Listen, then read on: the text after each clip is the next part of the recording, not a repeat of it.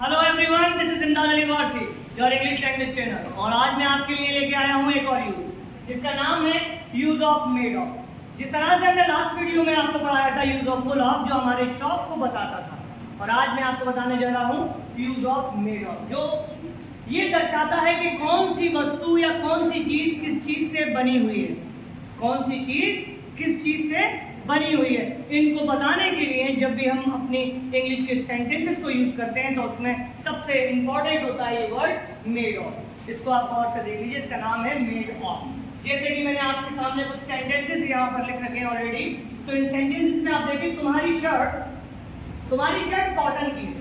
मैं ऐसे भी कह सकता हूँ कि तुम्हारी शर्ट कॉटन से बनी हुई है। तुम्हारी शर्ट कॉटन की है, या फिर तुम्हारी शर्ट कॉटन से बनी हुई है, या फिर तुम्हारी शर्ट कॉटन की बनी है। हिंदी में हम कुछ भी कह सकते हैं, बट इन सब की जब इंग्लिश को हम बनाएंगे तो हम उसको वन सेंटेंस में ही बनाएंगे, उसको और नहीं कुछ कहेंगे।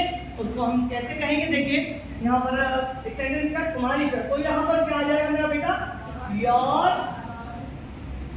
शर्ट, तुम्हारी शर्ट। अब क्योंकि ये इजारन का यूज है तो योर शर्ट इज, अब ये बनी हुई है तो बनी हुई को हम क्या कहते हैं बेटा, made of. Your shirt is made of, अब किस चीज से बनी है, कॉटन।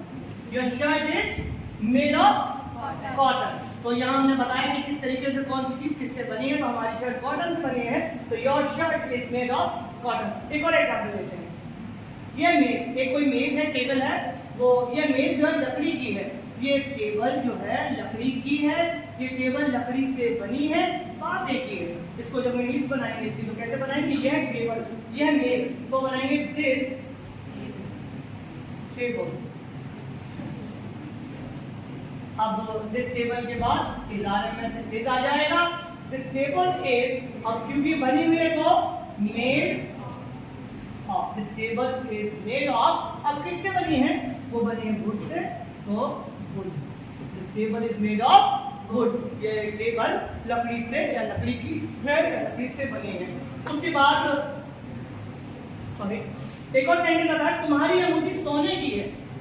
तुम्हारी अंगूठी सोने की बनी है, तुम्हारी अंगूठी सोने की है। बात एक ही है, इसको बताने के लिए हम कहेंगे your ring is, your ring is made of gold. ये सेंटेंस बनाने की एक टेक्निक है। सबसे पहले सब्जेक्ट लिखिए, देन हेल्पिंग वर्ब इजारे में से एक चीज लिखिए, देन मेड ऑफ लिखिए, मेन जो हम यूज कर रहे हैं, देन आपको जिस चीज से वो बनी है उसको लिखिए। अब हम आपके साथ कुछ प्रैक्टिस करते हैं। जैसे कि मैं कहूं कि मेरा जूता लेदर का है, तो हम कैसे बनाएंगे, my shoe is made of leather. मेरी जैकेट लेदर की है, my jacket is made of leather. मेरी बात समझ में आई। मेरी रिंग चांदी की है, my ring is fond of, my ring is made of silver. That clear?